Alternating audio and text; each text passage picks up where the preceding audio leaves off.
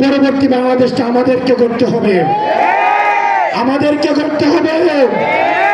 আমরা এমন কারো হাতে দেশটা তুলে দিতে পারবো না যারা জনগণ বিচ্ছিন্ন। আমরা এনসিপি সংস্কারে এবং সংসদে আমরা বাংলাদেশের ইতিবাচক পরিবর্তন করব। কিছু রাজনৈতিক দল এখন ঐক্যবদ্ধ হয়েছে নির্বাচনকে পিছিয়ে দেওয়ার জন্য। তারা সংস্কারও চায় না, তারা বিচারও চায় না। এটি করে করে এখন তারা নির্বাচনকে পিছিয়ে দিতে যাচ্ছে। তারা যদি নির্বাচন চায় তাহলে সংস্কার এবং বিচার অতি দ্রুত শেষ করতে চাইতো।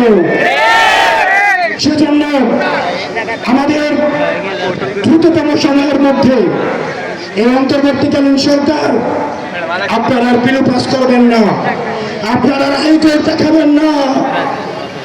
হাসিনা আমাদের হাইকোর্ট দেখে এখন দিল্লিতে অবস্থান করছে। হাইকোর্ট দেখানোর সময় শেষ।